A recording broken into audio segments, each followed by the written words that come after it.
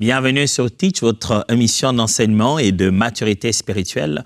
La maturité spirituelle s'obtient par la connaissance de la parole de Dieu et le vécu, la pratique de ceci. Et il y a une chose que nous devons apprendre à pratiquer, c'est les actions de grâce, le remerciement, la reconnaissance. Et tout au long de cette semaine, il a plu au Seigneur de nous rappeler cela. Hier, on a appris quels sont les mystères qui sont cachés derrière les actions de grâce. Aujourd'hui, nous voulons apprendre ensemble comment on exprime les actions de grâce devant Dieu. On a des actions, la reconnaissance qu'on veut montrer à Dieu devant le Seigneur, de quelle manière on s'y prend, comment on met ça en expression, les actions de grâce. Alors, let's teach, grandissons ensemble.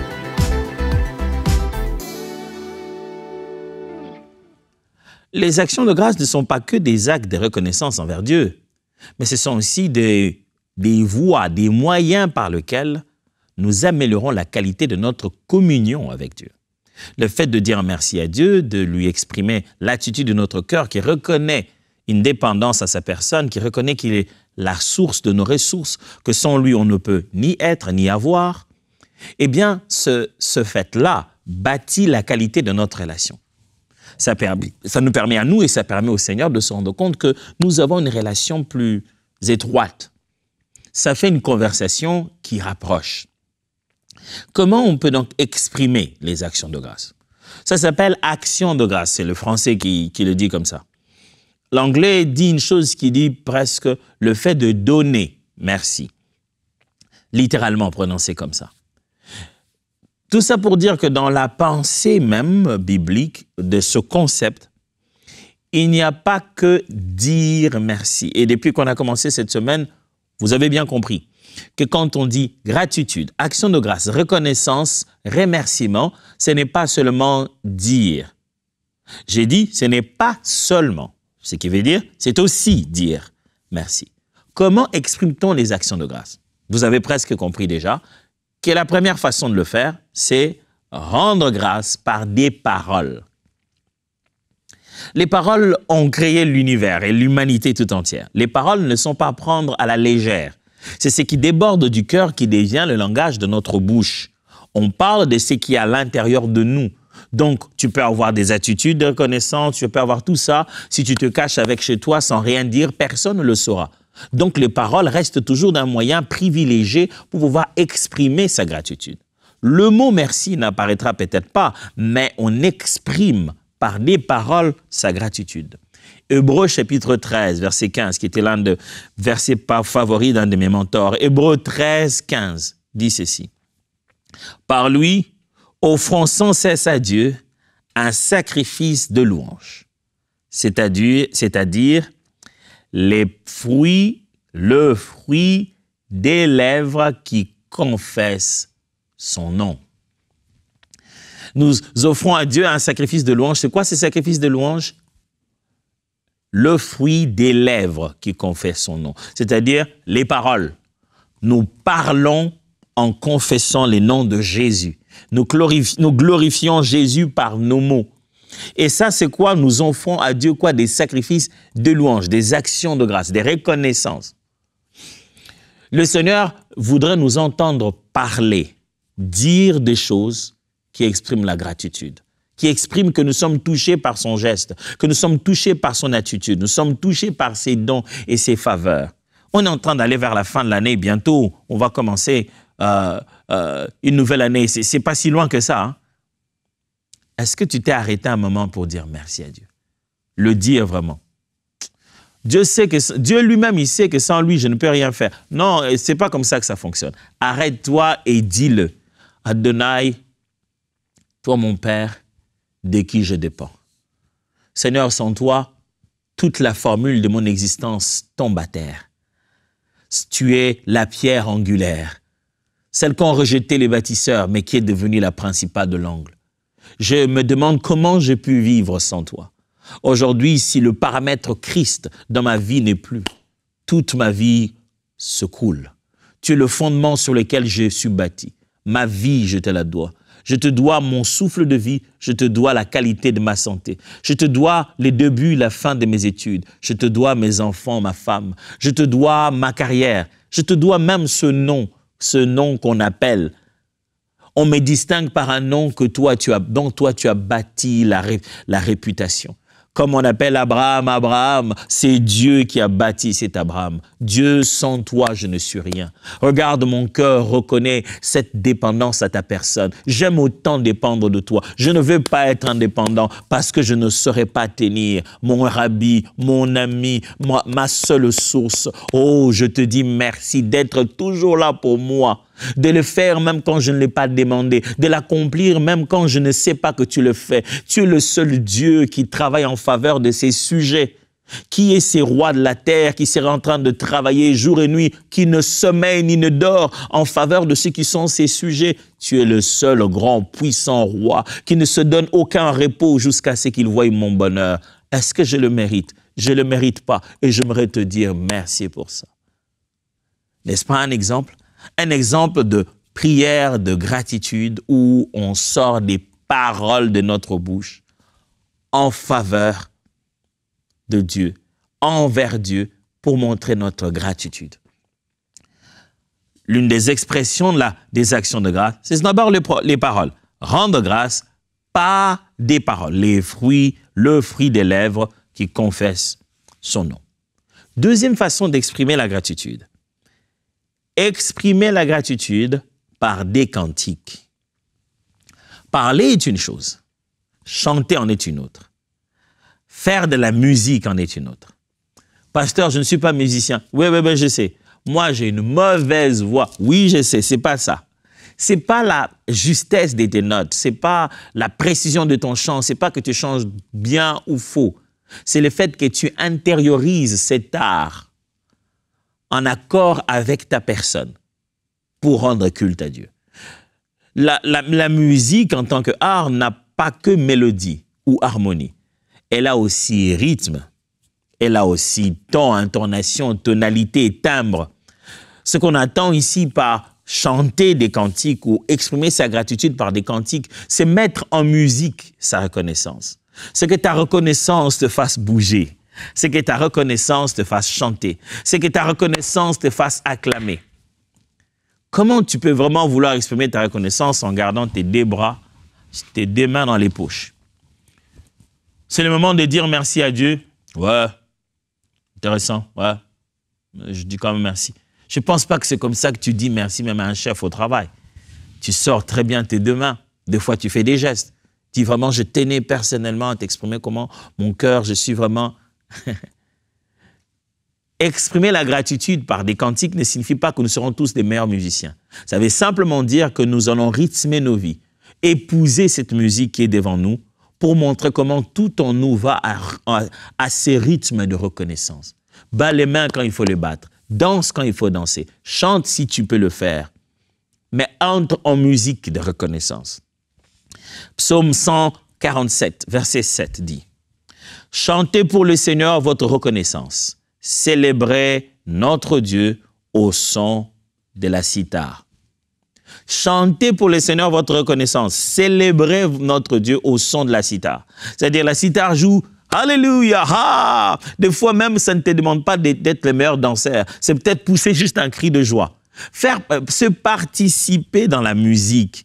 Mon ami, tu veux exprimer ta reconnaissance à Dieu, participe dans la musique. Il y a des gens, quand ils entrent au culte, on chante, ils prennent les deux bras, ils me mettent derrière, comme un militaire qui est en train de faire le tour du camp et qui est là en train de regarder les gens qui dansent et qui bougent et qui même fait signe à son voisin, dit « Regarde celui-là comment il danse. » Vraiment, il y a des danseurs ici. Hein. C'est drôle de voir que quand il va dans une boîte de nuit sous l'effet de l'alcool, il devient le meilleur danseur. Il va chanter un karaoké. Et quand il vient dans la présence de Dieu, il dit « Moi, je ne sais pas chanter. » Ça s'appelle de l'ingratitude, mon frère. Ça s'appelle de l'insensibilité aux bontés qu'on a reçues. Vous êtes vraiment sûr que vous êtes devant quelqu'un qui vient de sauver votre enfant d'une voiture qui était sur le point de le tamponner. Et vous ne saurez pas lui dire merci. Et vous ne montrerez aucune expression. Vous allez juste venir et dire « Ah, c'est bien, prenons l'enfant. » Non, ça s'appelle de l'ingratitude, c'est de l'insensibilité. Tu es en train de dire que ce que tu as reçu de Dieu ne vaut pas la peine de te sortir de ta zone de confort pour lui exprimer de quoi il est, ce qui lui est dû. Tu ne peux pas cesser, tu ne peux pas briser l'image que les gens ont de toi parce que tu es sur le point de rendre grâce à Dieu. Le roi David, pas le berger, le roi David s'est déshabillé à même de foi parce qu'il était en train de rendre la gratitude à Dieu. Tu portes trop ton honneur que tu ne veux pas entrer dans la musique, même pour pouvoir exprimer la gratitude à Dieu. Mon frère, ce que Dieu a fait vaut mieux que ce que les gens penseraient de toi si tu danses. Danser, j'aurais l'air de quoi? Je vois les gens qui ne veulent pas danser à l'église, qui dansent au deuil, pour un corps mort et inerte qui ne verra rien. Non, c'était mon ami, je dois quand même danser. Ah! Et ton Créateur qui a fait autant de choses pour toi. Et c'est le moment de lui exprimer la gratitude, tu te dis, non, pour qui on va me prendre? Nous te prendrons pour un ingrat qui ne sait pas valoriser les choses précieuses qu'il a reçues de la part de Dieu. La gratitude s'exprime aussi par des cantiques. Chante. Béni soient ceux dont les églises ont des textes même sur les écrans. Tu ne vas pas dire, je ne connais pas le cantique. Allez, de nos jours, une mélodie passe une fois. Généralement, les chorales refont la même mélodie 2 fois. Tu chantes en regardant les textes. Tu n'as pas besoin de chanter fort pour que tout le monde t'entende. Moi, quand je danse, je suis toujours asynchro. Je ne sais pas me tenir. Dieu veut te voir être asynchro. C'est ça la gratitude. Quand un petit enfant vient te dire merci, tu veux qu'il fasse des danses parfaites. Tu veux qu'il soit bon dans ce qu'il va faire. Sa maladresse là, c'est ce qui te fait rire aussi. Dieu veut te voir tâtonner. C'est lui qui t'a créé. Il connaît ton rythme. Il connaît comment tu participes à la musique. Si ta meilleure participation à la musique, c'est de battre les mains aussi, c'est de pousser de cris de joie. Mais use de la musique pour exprimer ta reconnaissance à Dieu. Use des cantiques. Dieu nous a donné des cantiques pour que nous puissions le lui donner au moment de las actions de grâce. Éphésiens chapitre 5, verset 19. Éphésiens chapitre 5, verset 19. La Bible dit, « Entretenez-vous par des psaumes, par des hymnes, par des cantiques spirituels, chantant et célébrant de votre cœur les louanges du Seigneur. Rendez continuellement grâce pour toutes choses à Dieu le Père, au nom de notre Seigneur Jésus-Christ. » Comment? Par des psaumes, par des hymnes, par des cantiques spirituels. Entretenez-vous par des psaumes, des hymnes et par des cantiques spirituels, chantant et célébrant de tout votre cœur les louanges du Seigneur. La Bible n'a pas dit « Laissez les chantres chanter, vous méditez dans votre cœur. » Laissez la musique jouer, vous méditez. Ce n'est pas méditer, c'est célébrer, c'est chanter. La Bible dit pousser vers l'Éternel des cris de joie. Je ne comprends pas ce christianisme qui consiste à intérioriser notre louange, où tout devient à l'intérieur dans la paix de ton cœur. C'est seulement entre toi et Dieu. David dit, je te louerai parmi les siens, je publierai tes bontés. Pousser vers l'Éternel des cris de joie. Ce n'est pas une affaire culturelle, c'est un ordre, c'est comme ça que ça se passe la louange.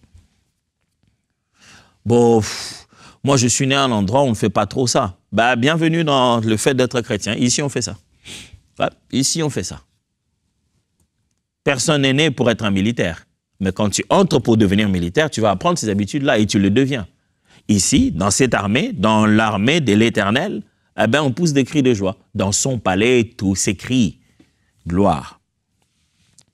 Troisième façon d'exprimer notre gratitude à Dieu, c'est montrer de la gratitude par des actes de charité, des actes d'amour, des actes de générosité. Hébreux chapitre 13, versets 15 à 16 dit, « Par lui, offrons sans cesse à Dieu un sacrifice de louange, c'est-à-dire le fruit des lèvres qui confesse son nom. Et n'oubliez pas la bienfaisance et la libéralité, car c'est à de tels sacrifices que Dieu prend plaisir. » Ce texte, nous l'avons lu au début pour parler du fait qu'il faut s'exprimer par des paroles. Mais le verset 15 ajoute en disant, « N'oubliez pas, complétez à cela quoi ? La bienveillance et la bienfaisance et la libéralité. Car c'est à de tels sacrifices que Dieu prend plaisir. » Donc, en exprimant notre sacrifice d'action de grâce, il n'y a pas que des paroles qui doivent sortir dans nos bouches, il y a aussi de la bienfaisance et de la libéralité. Dire merci à Dieu rime avec le fait d'apporter une offrande dans sa maison, rime avec le fait d'apporter de la bienfaisance aux pauvres, d'aider les orphelins, les veuves, les vieillards, d'aider la communauté des démunis, d'apporter de la libéralité quelque part. Dans notre façon de dire merci à Dieu, il y a le fait de donner à quelqu'un pour que cette personne-là aussi se mette à dire merci à Dieu. 1 Jean, chapitre 3, verset 18. Mes enfants, ne nous payons pas des mots. Il ne faut pas que notre amour consiste en quelques belles paroles. S'il est véritable, il s'est traduit par des actes. Jean aimait s'appeler, dans les épîtres de Jean, il parlait de lui-même comme l'ancien. Ce qui fait dire quand il parle dans son épître, il appelle tout le monde enfant, mes enfants. Il dit mes enfants. N'aimons pas en parole, ne nous limitons pas qu'à dire qu'on aime. L'amour s'est traduit par des actes. Si tu dis que tu aimes Dieu, si tu dis que tu es reconnaissant à Dieu, si tu dis que Dieu a fait quelque chose pour toi, il faut que tu poses des actes. Les actions de grâce, la gratitude se montrent par des actes de charité, de bienfaisance, de libéralité. On est en train d'arriver vers la fin de l'année. Qu'est-ce que tu vas mettre de côté pour exprimer ta gratitude à Dieu? Je ne suis pas en train de dire que ça ira nécessairement à l'église, non. Je suis en train de dire que ça ira vers quelqu'un qui en a besoin. À l'église, pour le projet social, pour quelqu'un qui n'a pas fini ses études cette année, pour d'autres qui n'auront peut-être rien à manger en cette fin d'année, qui n'auront rien pour pouvoir fêter maintenant que la fin d'année approche, pour peut-être d'autres personnes qui sont dans des programmes de santé difficiles, qui ont besoin de financement, des maladies chroniques, pour peut-être des orphelins ou de problèmes d'éducation de jeunes filles. Il y a certainement une cause dans laquelle, si tu investis ta libéralité, ta bienfaisance, quelqu'un là-bas dira merci à Dieu. L'une des façons d'exprimer la gratitude à Dieu, c'est montrer la gratitude par des actes de charité. Quatrièmement, comment on exprime la gratitude à Dieu? Témoigner publiquement des bontés de Dieu. Parmi les moyens et les expressions de reconnaissance à Dieu, c'est aussi le témoignage. Ne pas cacher ce que Dieu a fait, en parler. Et en parler publiquement. Pas en parler seul avec Dieu juste dans sa chambre, mais en parler en présence de témoins. Il faut dire aux autres comment Dieu est bon. Je ne demande pas que ça soit devant 10 millions de personnes ou 15 000 personnes. Oh, Dieu sait que tu as honte. Mais même devant les trois là, même dans ta propre famille, même à tes propres amis, tu ne sais pas dire que Dieu est bon. Tu ne sais pas leur montrer ta gratitude devant Dieu, ta gratitude envers Dieu devant ses frères et sœurs. Dans les expressions de gratitude, il y a cette part où on devient témoin. Ouais, c'est pour ça qu'on a reçu l'Esprit, mes amis. Nous avons reçu l'Esprit pour devenir des témoins. Donc, il est impossible de pouvoir te dire, moi, témoin, moi, j'ai honte tout le temps. J'ai déjà entendu des sœurs dire ça. Devant les gens, je ne saurais pas. Nous n'avons pas reçu un esprit de timidité, ni de crainte. Ils ont plutôt reçu un esprit qui crie en nous, Abba. Quand tu veux témoigner des bontés de Dieu dans ta vie, Dieu t'en donnera la force. Ce n'est pas que tu ne trembleras pas. Tu le feras avec toute ta fragilité et tu seras étonné de combien puissant sera ce témoignage que tu as dit avec un langage fragile. Combien de gens viendront te dire à la fin, tu as touché mon cœur, tu as édifié mon esprit, tu as dit quelque chose qui m'a changé complètement. Témoigner publiquement des bontés de Dieu est une façon d'exprimer notre gratitude à Dieu. Témoigne, parle de ce que Dieu a fait. Je ne parle pas des Facebook et de poster ça sur un mur.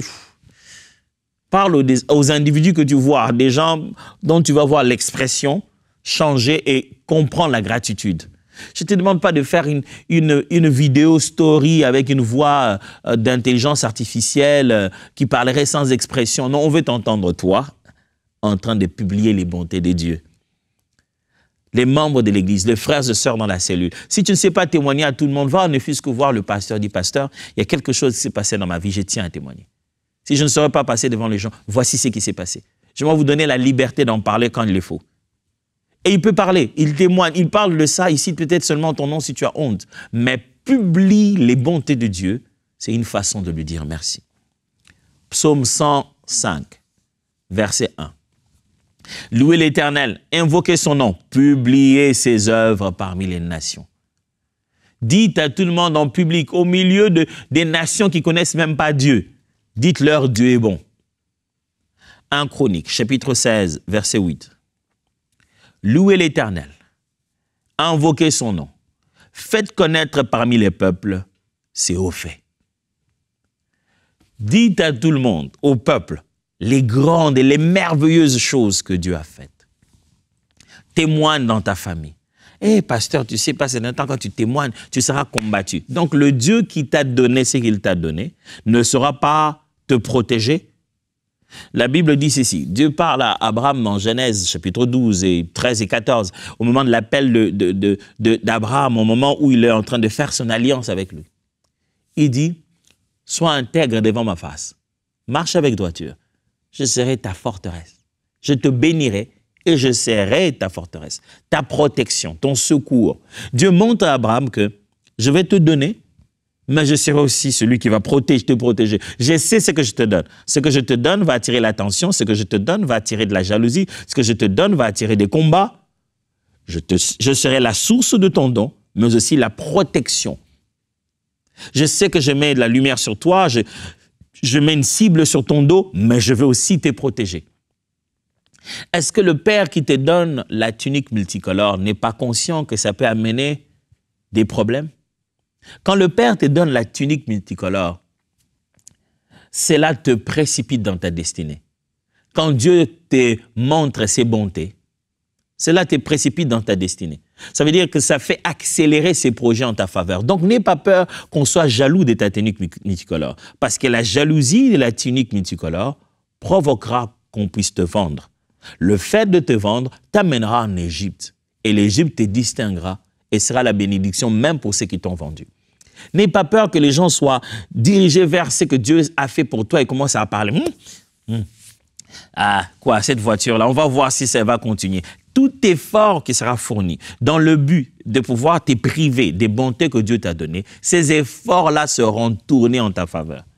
Quand on veut t'arracher la tunique multicolore pour qu'on voie douce où sont partis tes rêves, toi qui te prenais spécial, tout effort que les êtres humains font humainement ou spirituellement en s'associant pour détruire la grâce qui est en toi, tous ces efforts qu'ils fournissent n'aura qu'un seul but, une seule direction finale.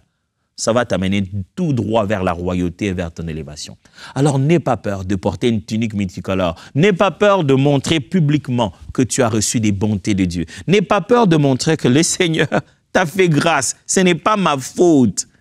Dieu a fait quelque chose en ma faveur et j'aimerais publiquement le dire qu'il m'a visité. Et enfin, comment peut-on exprimer notre gratitude à Dieu? Dernière chose, rendre grâce par la prière.